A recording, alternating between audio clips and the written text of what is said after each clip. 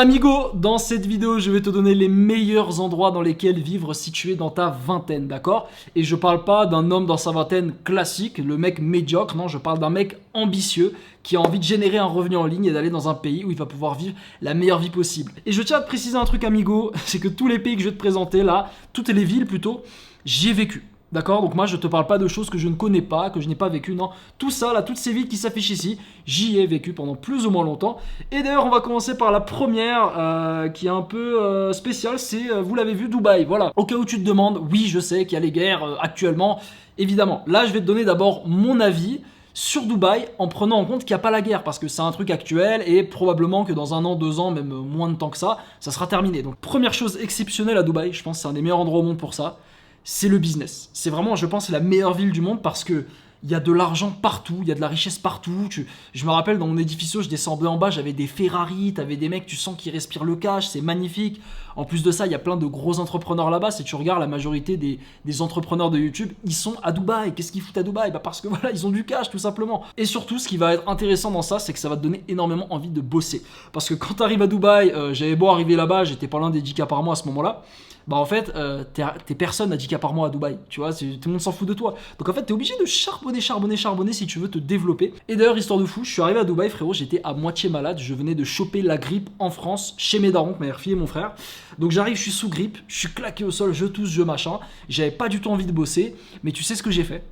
Eh bien j'ai pris ma putain de caméra et tous les jours je suis sorti, j'ai fait des vidéos, j'ai bossé sur mes chaînes YouTube auto et je travaillais environ 4 à 6 heures par jour. Et il y a vraiment que cette ville, Dubaï, qui fait qu'un Samy, littéralement, à moitié malade, il va se bouger le cul pour aller bouger, te faire des vidéos, etc. Tu vas me dire, Samy, ok, bah du coup c'est S d'après tout ce que tu nous dis. Eh bien non, parce qu'il y a quand même des défauts à Dubaï, il y a quand même des défauts. Le principal défaut de Dubaï, pour moi, c'est vraiment que les prix sont chers. Voilà, alors attention, là, si tu vas regarder sur Airbnb depuis la guerre, ça a baissé. Mais c'est pas ça les vrais prix. Les prix, amigo, c'était le triple, je te le dis clairement. Moi, par exemple, pour une semaine dans mon appartement, dans mon édificio, je payais à peu près 780 €, tu vois. Un truc comme ça. Ça faisait, sur le mois, ça faisait plus de 3000 € pour le loyer. C'est un truc de malade. Sans oublier que commander de la bouffe, c'est relativement cher, les restos sont relativement chers, les activités, jet ski, etc. Je t'en parle même pas, donc bref, le coût de la vie est extrêmement cher.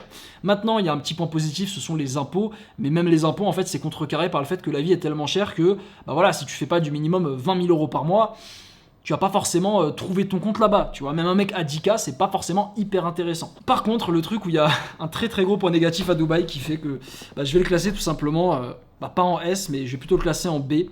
C'est simplement parce que il y a une qualité de vie très faible, je trouve, à Dubaï. Alors oui, c'est magnifique, il y a des infrastructures, c'est exceptionnel. Le Burj Khalifa, il est trop trop beau. Par contre, le problème de Dubaï, ça va être vraiment le côté, déjà pollution. Parce que Dubaï, si tu veux, c'est construit dans un désert et du coup, il y a quasiment pas d'arbres, pas de nature. Donc ça fait qu'il y a beaucoup de pollution. C'est une des villes les plus polluées au monde, Dubaï. Et je l'ai ressenti. Parce que frérot, j'étais malade, j'avais de la toux, j'avais des bronches irritées, parce que forcément, la grippe, tu vois. Et j'arrêtais pas de tousser, je n'arrivais pas à guérir là-bas. Et je dirais, dernier point négatif de Dubaï, c'est vraiment les femmes. Là-bas, il y a beaucoup de femmes très superficielles, parce qu'il n'y a pas beaucoup de femmes qui vont en tourisme là-bas, parce que forcément c'est un peu cher, et c'est pas forcément la destination qu'elles veulent. En plus de ça, il y a très très peu de femmes quasiment qui s'installent là-bas, donc ça fait que les seules femmes qu'il y a à Dubaï, littéralement, c'est des meufs qui veulent se trouver un mec riche. Donc c'est des michtos. Donc si t'as du cash, tu t'en bats les couilles, tu payes to win, tu baisses ta petite prostituée michto et t'es content. Mais pour des mecs comme nous, qui ont un peu de cash online, parce qu'on a un business, parce que peut-être t'as démarré sur YouTube Auto, d'ailleurs dans le lien en description, YouTube Auto, c'est mon business perso. Je t'invite à aller checker le challenge de 4 vidéos, comme ça tu peux en apprendre un peu plus sur comment ça fonctionne. T'as pas besoin de montrer ton visage. Et en fait, le truc, c'est que nous, on va pas y trouver notre compte là-bas. Ensuite, ce qui s'est passé après Dubaï, je suis parti dans une ville en Asie, dont je te parlerai juste après. Mais aujourd'hui, je suis actuellement, comme tu peux le voir, je suis à Medellín. Donc, je sais pas si tu vois dehors, parce qu'il fait nuit actuellement. Mais je suis à Medellín, en Colombie. Et c'est la deuxième ville de laquelle on va parler. Medellín, moi, je vais te dire un truc. Je dirais que c'est le Dubaï d'Amérique du Sud.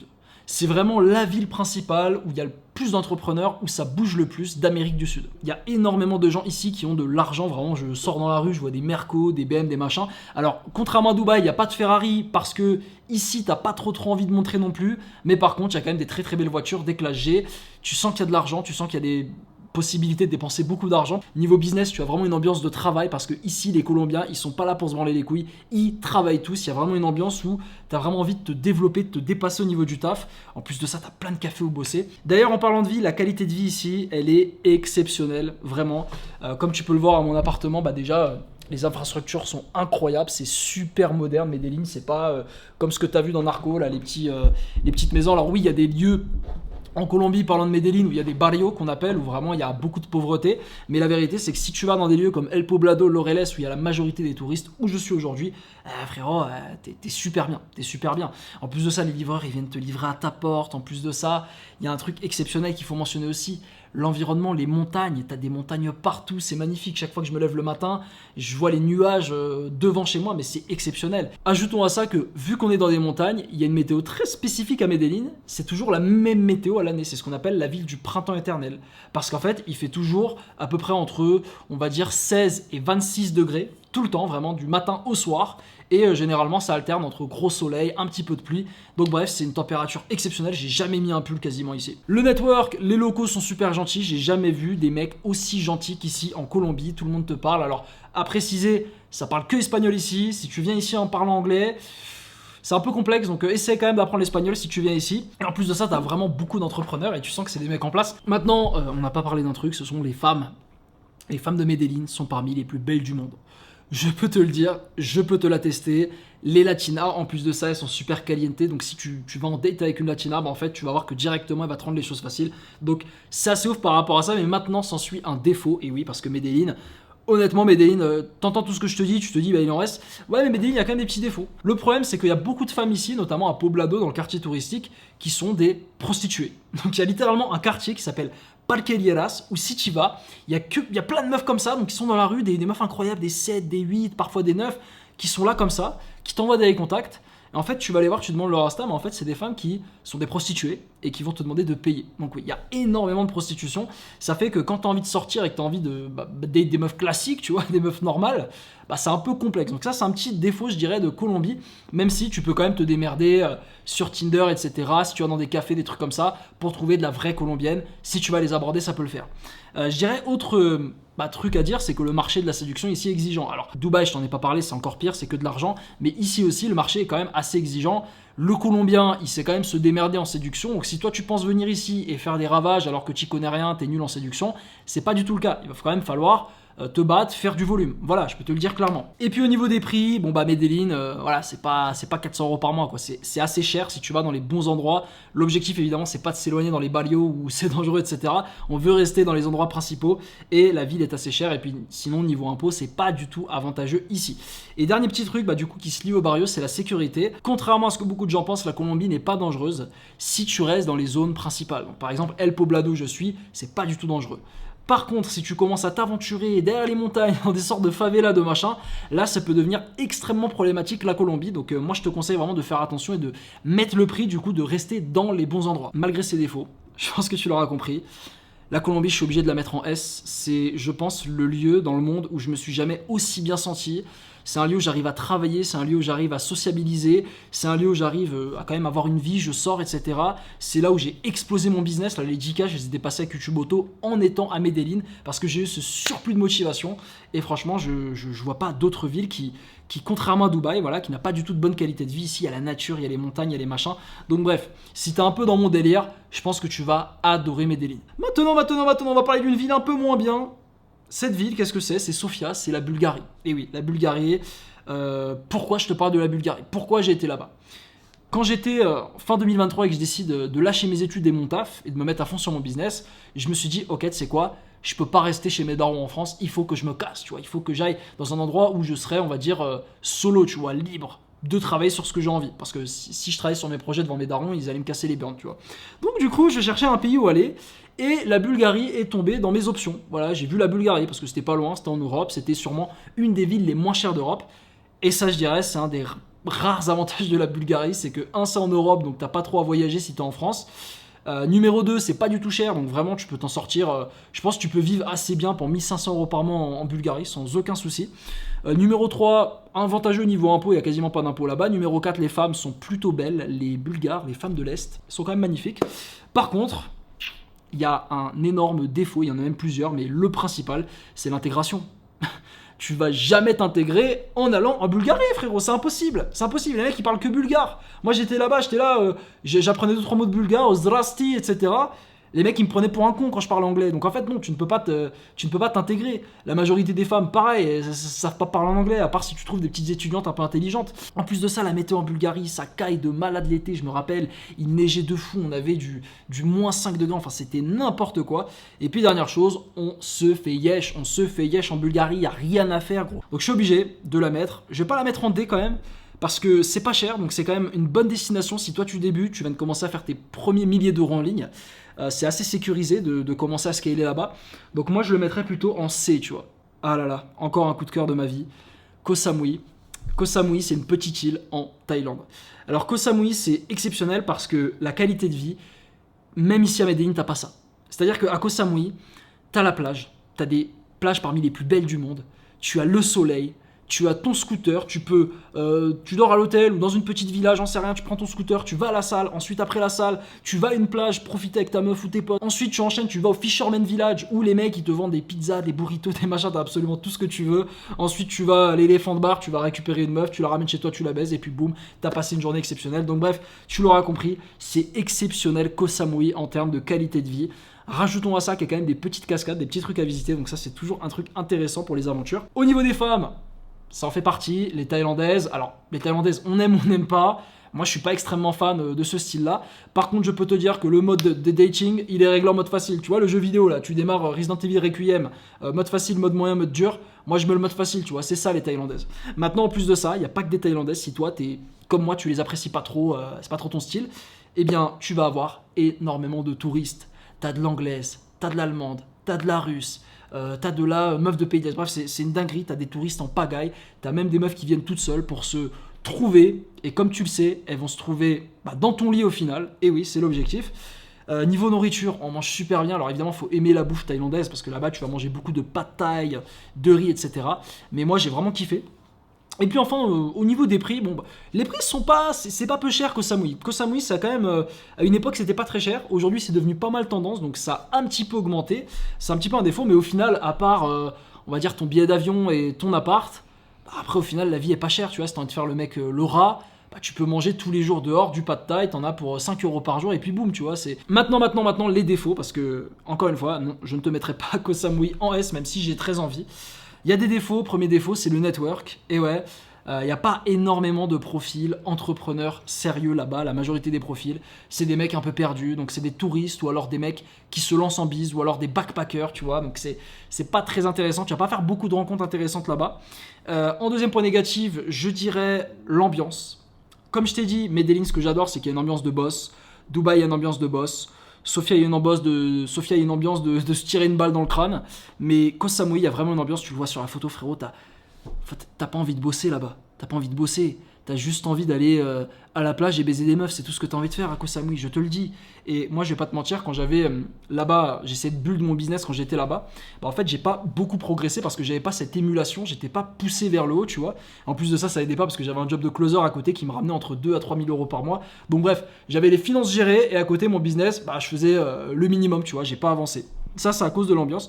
Donc, à part si toi, tu me dis que tu as un business où c'est personal branding, tu montres ta vie, tu te montres, etc., tu fais du vlog, je te dirais qu'Koh Samui, c'est pas forcément le lieu où être. Maintenant, je suis obligé de le mettre en A. Je suis obligé de le mettre en A parce que je me mets à la place d'un mec qui vient de commencer à faire ses premiers milliers d'euros online. Par exemple, c'est le cas d'Axel, un gars qu'on a coaché sur YouTube Auto. Justement, Axel, il a dépassé les 3 000 euros par mois avec notre accompagnement et ensuite, il s'est direct barré à Koh Samui en Thaïlande. Et là, frérot, il est en train de kiffer sa vie. Le mec, il a stabilisé sa chaîne YouTube Auto à peu près 4000. Il bosse le minimum. Et de ce qu'il nous raconte, voilà, il vit la vie de ses rêves en fait. Donc c'est pour ça, si toi, tu es dans une optique justement qui est celle de YouTube Auto où tu vas te libérer, tu vas gagner ton 3 à 5 000 euros par mois et ensuite tu vas pouvoir le maintenir en quelques heures de travail par jour et profiter à côté, eh bien Koh Samui, c'est exceptionnel. Maintenant, je peux pas le mettre en S pour les raisons que je t'ai dites parce que malheureusement, si tu veux scaler, dépasser les 10 000, etc., c'est pas forcément l'endroit où être. D'ailleurs, YouTube Auto, au cas où tu n'es pas au courant, c'est un business où tu n'as pas besoin de montrer ton visage, tu n'as pas besoin de compétences de base et tu n'as pas besoin de capital non plus. Donc en fait, tu peux te lancer maintenant. Donc comme je t'ai dit dans le lien en description, tu as un challenge de 4 vidéos. Tu peux te lancer avec ça. Donc vraiment, amigo, je t'invite à le checker. C'est cadeau. Ensuite, une fois que j'avais fait Koh Samui, donc j'avais fait 2 semaines là-bas, j'ai enchaîné. Je suis allé dans la prochaine ville dont je vais te parler. C'est Bangkok. Alors Bangkok, c'est vraiment la ville principale de Thaïlande, je dirais même d'Asie. Bangkok, il y a beaucoup de points positifs. Premier point positif, tout ce qui est argent business, à l'inverse de Koh Samui, Bangkok, il y a une ambiance de boulot. Bangkok, il y a énormément d'entrepreneurs qui sont là-bas, des gros entrepreneurs, des moins entrepreneurs, des petits entrepreneurs, tu as absolument de tout là-bas. En plus, l'ambiance, elle est super motivante. Je trouve qu'il y a vraiment une énergie de travail. Tu sais que même les petits Thaïlandais là, qui vont à l'école, etc., tu les vois dans les cafés, ils sont sur leur iPad. Les mecs, ils bossent, tu vois. Donc toi, tu es là, tu as envie de bosser sur ton business. Je me rappelle, on faisait ça dans les cafés. Maintenant, au niveau des prix, Bangkok, c'est pas aussi peu cher qu'avant. Il y a beaucoup de gens qui pensent que la Thaïlande, c'est... Non, la Thaïlande, c'est plus que c'était avant. Maintenant, la Thaïlande, ça a un petit peu augmenté. Maintenant, ça reste une ville, encore une fois, très accessible pour un mec qui, tout simplement, vient de faire son revenu et qui veut se barrer, tu vois. Donc Bangkok, je pense que tu peux aisément vivre pour à peu près 1500 €, tu vois. Tu vivras pas le meilleur lifestyle, je pense qu'il faut monter à peut-être 2000, mais déjà 1500, tu peux vivre un très très beau lifestyle. Et la qualité de vie à Bangkok est au rendez-vous. Au niveau des infrastructures, c'est super moderne. T'as beaucoup de restaurants, t'as des cafés, t'as tout ce qu'il faut pour bosser. T'as même des prostituées, t'as des massages, t'as absolument tout. Donc je sais pas si toi ça t'intéresse, voilà. Faites attention aux trans par contre, il y en a beaucoup aussi. Mais voilà, si tu veux t'éclater, comme je t'ai dit, tu vas à la salle de striptease avec tes potos. Voilà, il y a plein de trucs à faire en Thaïlande. Par contre, je te dirais, moi, les gros défauts qui ont fait que Bangkok, je peux pas le mettre en S par exemple. Parce que j'aimerais le mettre en S, Bangkok. Il remplit absolument tous les critères. Un peu comme Dubaï. Mais un peu comme Dubaï, un des principaux défauts, c'est la qualité de vie. Donc la qualité de vie, comme je t'ai dit, c'est assez moderne. Mais d'un autre côté, il n'y a aucune nature quasiment à Bangkok.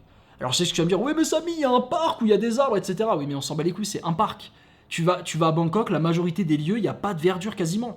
Donc en fait, tu sens que l'air, il est pas incroyable quoi. Même là-bas, d'ailleurs Bangkok a mentionné que c'est une des villes les plus polluées au monde. Les plus polluées au monde si tu regardes tous les sites. Donc ça c'est un peu complexe, tu vois, c'est pas très bien d'un point de vue santé. Numéro 2, je dirais, il y a énormément de bruit, vraiment, entre les voitures, les scooters, les machins, il y a tout le temps du bruit. J'étais dans mon édifice, j'étais au 27e étage. Mec, j'entendais toute la nuit les voitures, ça me gavait. Heureusement que j'avais des boules caisses, d'ailleurs, petit conseil si vous allez à Bangkok. Puis voilà, c'est très très grand en plus de ça, donc si t'as envie d'aller d'un endroit de Bangkok à un autre, en fait, t'as je sais pas combien de temps de taxi, c'est blindé de les routes, etc., c'est bouché, donc bref. Tout ça, moi, ça fait que je ne peux pas mettre Bangkok en S. Je ne mettrai pas non plus Bangkok en A parce que, comme je t'ai dit, je me mets à la place d'un entrepreneur qui vient de faire ses premiers milliers d'euros en ligne et qui a envie quand même de se faire kiffer. Ah, je trouve que Bangkok, qu'est-ce que tu vas faire à Bangkok? Oui, tu vas aller aux putes, tu vas te faire des massages, tu vas aller manger des pad thai, mais qu'est-ce que tu vas faire d'autre? Tu vois, c'est assez limité, contrairement à Koh Samui par exemple. Donc Bangkok, je le mets en B. Voilà, je le mets en B. Je le laisse quand même derrière Dubaï parce que ça reste quand même, on va dire, le Dubaï d'Asie, on va dire. Mais par contre, Bangkok, pour une destination, pour une personne qui a envie de commencer à s'expatrier, c'est très très bien. Maintenant, pour ceux qui n'ont pas les thunes et qui veulent aller en Asie mais pas dépenser d'argent, eh bien les gars, j'ai une destination pour vous. C'est une destination dont on parle beaucoup. Beaucoup d'entrepreneurs parlent actuellement, mais il y a très peu de gens qui connaissent. C'est Kuala Lumpur en Malaisie. Donc Kuala Lumpur, je vais te dire, j'étais hype. Comme toi, j'écoutais tous les mecs pseudo-entrepreneurs sur YouTube qui disaient les gars, regardez, je suis à Kuala Lumpur et c'est fantastique. Nous n'avons rien à envier à Bangkok. Tu sais, le mec, il essaie de vendre sa ville pour s'auto-justifier qu'il est là-bas. D'ailleurs, je crois que Kuala Lumpur, t'as pas de... d'ailleurs, à mentionner Thaïlande aussi, il n'y a pas d'impôt. Mais Kuala Lumpur, j'étais hype, du coup, j'y ai été. Direct après Dubaï, j'étais à Kuala Lumpur. Je me suis dit, allez, vas-y, let's go, je vais m'installer là-bas 6 mois et tout, je vais me prendre putain d'édificio, ça va être incroyable, ça va être limite mieux que Bangkok, tu vois. Au bout de 3 jours, je me suis tiré de Kuala Lumpur. Vraiment, frérot, c'est horrible Kuala Lumpur. En fait, j'ai vraiment l'impression que Kuala Lumpur, c'est le Bangkok du pauvre. C'est-à-dire, c'est le mec, il a pas les thunes pour aller à Bangkok, il va à Kuala Lumpur. Voilà, c'est tout simple. Ou alors, pareil, c'est la destination de vacances, et c'est un peu ça qui m'a gêné aussi, tous les Asiatiques. Parce que les Asiatiques, donc je parle, attention, je parle des Indiens, je parle des Pakistanais, je parle des Vietnamiens, tout ça. Tu vois, eux, quand ils vont en vacances, ils n'ont pas les moyens d'aller à Bangkok. Ils n'ont pas les moyens d'aller en Thaïlande. Donc, qu'est-ce qu'ils font? Ils vont à Kuala Lumpur, frérot. Ils vont à Kuala Lumpur. Donc, moi, Kuala Lumpur, je te montre un petit peu une image. Voilà, il n'y avait que des Indiens, etc. Et encore une fois, pas que je suis raciste, mais il y a un truc qui est très important et j'ai pas peur de le dire en vidéo. Quand je vais dans un pays pour y vivre pendant plus de 3 mois, j'ai besoin d'être entouré d'une population où je sens que je peux m'intégrer. Et ça, c'est un peu le problème déjà de l'Asie en général, c'est que tu peux pas t'intégrer. Mais à la limite, en Thaïlande, il y a beaucoup de touristes. Il y a beaucoup de touristes, il y a beaucoup d'entrepreneurs, donc tu peux toujours trouver ton petit groupe. Mais par contre, à Kuala Lumpur, il y a quasiment que des Indiens, que des Asiates, etc. Et moi, je me sentais vraiment perdu dans tout ça. En plus de ça, c'est une ville qui est très musulmane. Alors, si toi, t'es musulman, par exemple, ça peut te plaire. Il y a des appels à la prière dans toutes les mosquées, toute la journée. En fait, tout est moins bien qu'à Bangkok. Et ajoutons à ça que la bouffe est pas très bonne. La bouffe, je pensais qu'elle serait bonne, mais super épicée, ça te donne envie de chier, etc. Bref, je le mets dans des. Maintenant, retournons en Amérique latine, les amis. L'Amérique latine, on va parler de Buenos Aires. Buenos Aires en Argentine, où j'ai passé 3 mois de ma vie. Alors, qu'est-ce que j'ai pensé de cette ville? Déjà, première chose, gros point positif, je me suis pas du tout senti dépaysé. Parce que Buenos Aires, si tu veux, ça ressemble énormément à Paris. Je vais essayer de te montrer des petites photos. Buenos Aires, tu vas voir, c'est une architecture très parisienne. Regarde, mais mec, on se croirait à... Elle est où l'image là que j'ai vue? On se croirait à Paname, on se croirait à Haussmann Salazar, c'est exceptionnel. Non, franchement, c'est très très beau Buenos Aires, il y a vraiment de très beaux endroits, de très beaux immeubles. Il y a un peu une combinaison de culture à la fois française, espagnole, au niveau de l'architecture. Donc moi, je me suis pas du tout senti dépaysé. En plus de ça, il y a des monuments sympas, il y a des endroits cool. Donc vraiment, c'est plutôt sympa à ce niveau-là, je trouve, Buenos Aires. Par contre, j'ai beau me sentir chez moi là-bas, je me suis senti vraiment bien. Il y a quand même des défauts qui m'ont fait partir et qui ont fait que ce pays, je le mettrai pas en S ou en A. Premier défaut, je pense que c'est le plus gros. On a du mal à s'en rendre compte quand on n'y est pas, mais ce sont les SDF. Alors, je suis parisien. Et Paris, il y a beaucoup d'SDF dans Paris. Il y a beaucoup de pauvreté, malheureusement. Donc j'en vois des pauvres, tu vois. Et vraiment, quand je te dis que Buenos Aires, c'est encore un autre level, c'est encore un autre level. Buenos Aires, je sortais dans la rue, je voyais littéralement des couples qui dormaient dans un matelas ensemble, à même le sol. J'ai jamais vu ça de ma vie. Et c'est pas un avenida, c'est vraiment sur une allée, tu vois, sur une sorte d'avenida. Tu regardais à 3 endroits, il y avait au moins 3 couples qui dormaient dans un matelas, par terre. Et t'as des toxicos, et t'as des gens pauvres. En fait, c'est parce que là-bas, le président, si tu veux, il a coupé les aides pour forcer les gens à aller travailler. Mais les gens, si tu veux, ils ont tellement la flemme de travailler parce qu'ils ont eu des aides pendant des années qu'ils préfèrent rester à la rue. Et du coup, t'as plein de gens qui sont à la rue, il faut la mendicité et tout. Et moi, ça m'a vraiment choqué, le niveau de pauvreté là-bas. Donc encore une fois, je n'ai rien contre eux, ce n'est pas de leur faute. Voilà, c'est comme ça, c'est pas gentil, c'est pas sympa. Mais moi, quand je vais dans un pays, je pars de la France, je pars de Paris, c'est pas pour me retrouver dans un pays où j'ai jamais vu autant de SDF de ma vie, où malheureusement, je tourne ma tête, j'ai envie de pleurer, c'est super triste, ça me rend triste tout ça, tu vois. Et je vais pas dans un pays pour ça. Donc ça, c'était un gros défaut. Deuxième défaut, je pourrais rajouter un tout petit peu la sécurité, même si bon, c'est quand même, il y a beaucoup de flics dans les rues, etc. le soir. Mais bon, c'est quand même... De toute façon, l'Amérique latine, sécurité, c'est pas 100%. Numéro 3, je rajouterais les apparts un peu vieillots, même si c'est joli, comme tu peux le voir. Ici, ça paraît vraiment sympa. La majorité des Airbnb sont un peu vieillots. Il n'y a pas de, par exemple, Airbnb moderne comme j'ai ici à Medellín, tu vois. Ça, il n'y a pas à Buenos Aires. En plus de ça, très très grand, donc ça peut être un peu compliqué. Surtout, il y a beaucoup de monde aussi. Il y a énormément de monde dans cette ville, donc ça peut être un peu oppressant. Et puis, je vais rajouter en dernier les impôts qui sont pas du tout avantageux. Et puis, de toute façon, c'est tellement le bordel économiquement là-bas que tu n'as pas du tout envie de t'y expatrier. Maintenant, on va rajouter un petit point positif qui est d'ailleurs le même à peu près pour Medellín, mais plus pour l'Argentine, c'est que tu es proche de plein d'autres pays d'Amérique du Sud. Donc en fait, quand tu es à Buenos Aires, tu peux littéralement aller au Brésil, te faire des vacances, tu peux aller au Paraguay, tu peux aller en Bolivie, tu peux même aller, c'est pas si loin que ça de Medellín, donc c'est vraiment cool à ce niveau-là. Que moi, honnêtement, Buenos Aires, j'ai vécu une belle expérience et je vais le mettre dans B. Alors est-ce que je le mets toujours derrière Dubaï, attention, Dubaï sans guerre. Est-ce que je le mets devant Bangkok? Je pense que je le mets quand même derrière Bangkok parce qu'il y a quand même un petit peu moins cette ambiance entrepreneuriale à Buenos Aires. Par contre, au niveau des femmes, je suis obligé de préciser, les gars, les femmes de Buenos Aires, c'est quasiment des européennes. C'est-à-dire qu'il y a beaucoup de femmes qui ont cette culture européenne, t'as aussi de la bolivienne, etc. Mais moi, j'aime beaucoup les femmes de Buenos Aires. Juste pour les femmes, mon fils, je vais le mettre en deuxième devant Bangkok. Et oui, les amis, les femmes de Buenos Aires, j'ai kiffé. Moi, j'ai date d'ailleurs une Russe là-bas, c'était super cool. Avant-dernier pays, les amis. Elle est là. Je sais pas si vous reconnaissez. Cette ville-là, les amis, c'est Asunción. Asunción, c'est une ville au Paraguay. Le Paraguay, c'est une destination que je connaissais pas il y a encore 1 an et demi. Je savais même pas que ça existait. Alors, je connaissais le Paraguay pour Almiron, genre de foot, mais je connaissais pas sinon le pays, tu vois, je savais même pas où il se situait. Premier avantage du Paraguay, c'est l'avantage principal, pourquoi les gens y vont, c'est qu'il n'y a pas d'impôt. Tu as 0% d'impôt au Paraguay sur les revenus importés de l'étranger. Donc, autrement dit, si toi, comme moi, tu fais de l'argent avec un revenu en ligne, eh bien, tu vas pas être imposé dessus. Ça, c'est plutôt pas mal. Deuxième chose, le coût de la vie est vraiment pas cher au Paraguay. Là-bas, je me rappelle, j'avais une meuf et je vivais pour à peu près 1400-1500 euros par mois, tu vois. Et encore, quand j'étais célib et que je vivais comme un clochard, je pouvais descendre en dessous des 1000. Donc vraiment, tu peux vivre plutôt correctement entre 1000 et 1500 euros par mois là-bas. D'ailleurs, je tiens à préciser que j'avais chopé un edificio à Sky Tower avec piscine, sauna, hammam. Je l'ai payé 800 euros par mois, donc ça, c'est assez ouf. En plus de ça, la vie est assez agréable. Il y a beaucoup de nature, donc ça, c'est un truc qui me gêne dans des villes comme Bangkok, Dubaï. À Paraguay, il y a vraiment quasiment que de la nature, donc ça, c'est plutôt positif, je trouve, pour ma part. En plus de ça, il fait plutôt chaud à l'année, à part l'été français qui est du coup l'hiver de là-bas, où il fait un petit peu frisqué quand même, 12 degrés, etc. Les gens sont vraiment sympas, ça reste des latinos, donc super gentils. Encore une fois, ça parle espagnol et là-bas, vraiment, ça parle pas du tout anglais. C'est même pas la peine de venir en parlant anglais. Mais bon, on sait tous pourquoi les mecs viennent là-bas, ils se démerdent. C'est pour les femmes. Et oui, parlons des femmes du Paraguay. Alors, je t'ai déjà dit, les femmes les plus belles du monde sont à Medellín, c'est une vérité. Mais au Paraguay, il y a quand même beaucoup de latinas. Et si toi, t'aimes bien les latinas, c'est ton style, tu vas être servi. Le Paraguay, c'est un petit peu comme Bangkok avec les Thaïlandaises. C'est le dating en mode facile. Tu as démarré le jeu vidéo du dating, boum, facile. Pourquoi ? Parce que le Paraguay, c'est un peu une destination. En fait, il n'y a pas encore beaucoup de personnes. Et du coup, les Paraguayennes, elles sont forcément très pauvres. Le salaire moyen, je crois que là-bas, il est à 400 ou 500 euros, un truc comme ça. Et bien, les Paraguayennes, elles ne sont pas conscientes. En fait, elles vont vouloir vite se raccrocher, tu sais, à un étranger. Et du coup, l'étranger, il est vénéré, tu vois. Et je te dis ça parce que je voyais des mecs là-bas à 4 sur 10, vraiment des mecs claqués, même 3 sur 10. Ils étaient avec des Paraguayennes plutôt sympas, quoi, des 5 sur 10, tu vois, ils étaient super contents. Et t'as plein de mecs comme ça, ils arrivent là-bas, ils se posent avec leurs Paraguayennes, ils sont super contents, la meuf elle addict à eux parce qu'elle a jamais vu d'autres mecs, et puis voilà. Donc non, si toi t'as envie de voir des femmes, de t'amuser, etc., là-bas il y a aucun problème, tu vas vraiment t'amuser. Moi je te dis, là-bas je ramenais les meufs le premier soir, il y a même pas de premier date, ça, on se prend pas la tête par rapport à ça. Par contre, il y a des défauts à Asuncion. Le premier c'est le profil des gens là-bas, le network. Donc en fait, là-bas le problème c'est que la majorité des gars, c'est un peu des mecs perdus. Parce que, en fait, c'est tellement peu cher, il y a tellement cet attrait de l'impôt, que t'as plein de mecs crypto guys, tu sais, qui branlent rien de leur vie, ils ont juste de la crypto, on sait pas comment ils ont fait, mais ils ont juste de la crypto.